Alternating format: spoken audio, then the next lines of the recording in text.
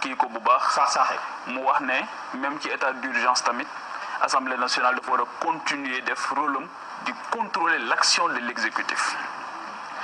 mais pour man président Macky Sall coow li yëpp aussi moom moo ko teg boppam parce que bu dee da nga def déclaration ne da ngay mettre en place un comité de pilotage boo xamante ni moom moo war a def lépp tey moo war a def lépp dans cette affaire là mais waroo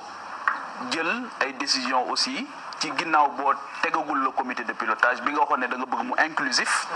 parce que comme da nga jóg bi mbir mi jógee Sénégalais yépp ñëw adhéré parce que en temps normal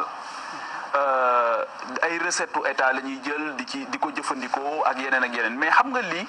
ba ci journalistes yi nga xamante ni sax seen doole bariwul dajale nañu 1 million de francs dem joxe ko sëñ Mountakha jóge fa la joxe 200 millions ñi nga xamante ni mooy les couches li ku nekk jël sa dërëm joxe xam nga xaalis boobu nag saytu ko ak jaarale ko yoon ba nit ñi seen xel dal ci baaxoon na jamono ju nekk waaye ji la raw léegi lan moo tax suspicion bi jóg xëy na mooy que président Macky Sall sa première sortie su doon dafa dem ci professeur Seydi service des maladies infectieuses wala soit mu dem feneen comme ni koy yeneen chef d'état yépp defee ñu xam ne la gravité de l'heure commandé na mu gën a fësal loolu waaye premier sortem dañ ko gis mu mel ni ku nekk ci campagne électorale aussi di def revue de troupe di xool ay tonne ceeb di dox moom kese ñu mettre ko en exergue donc loolu jox xeex bi aussi beneen cachet mel ni ñun dañoo nekk ci jamonoy famine wala jamonoy insécurité alimentaire boo xamante ni toll nañ ci muy wane noonu daal ne am na butin de guerre xawma wala nan lañ koy tuddee boo xamante ni ñëw na alors que ci guerre sanitaire la ñu nekk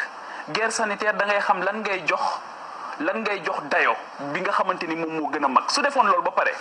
leneen li comité de pilotage bi gérer ko su boobaa dina gën a am coow yëpp mën na cee bañ a jóg leneen li nga xamante ni bëgg naa ko wax mooy sur la forme c'est-à-dire pourquoi Mansour Faye di def conférence de presse am ministère de la santé non fa def conférence de presse c'est-à-dire que ñiy def bu fekkoon ne comité de pilotage am na ñu wutal ko benn caractère général et impersonnel su boobaa bu ñu ko defee foofu dina gën a nit ñi seen xel dina ci gën a dal ñu xam ne lii kat ak peut-être une autorité indépendante su boobaa dinañ xam ne lii kat wala une personnalité indépendante dinañ xam ne lii kat njëriñu amul benn connotation politique ak yooyu parce que wax nañ ko encore une fois pour man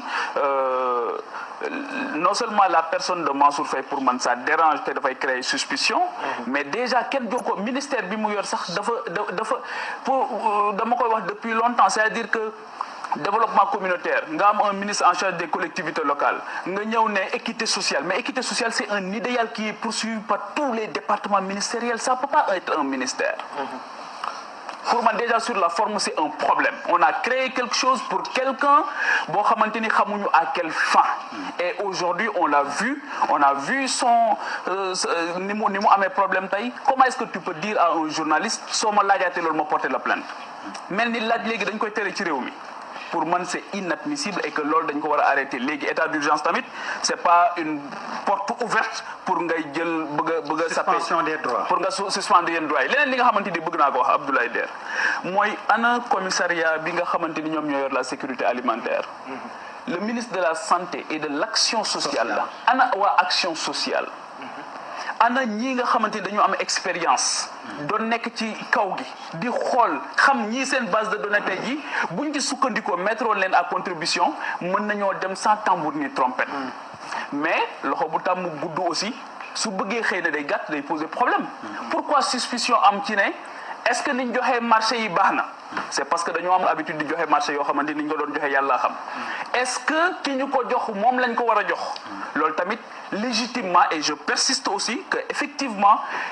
ki ñu jëndee li nit ñi di poser question mooy pourquoi l'État du Sénégal jubalul ci ki nga xamante ni moom moo am le stock suffisant muy Dreyfus bi mu wax jënd foofu c'est une multinationale peut-être que am na ci yoo xamante ni bu ko defee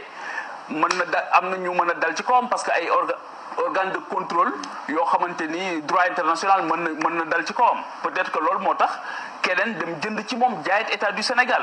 mais quoi qu'il en soit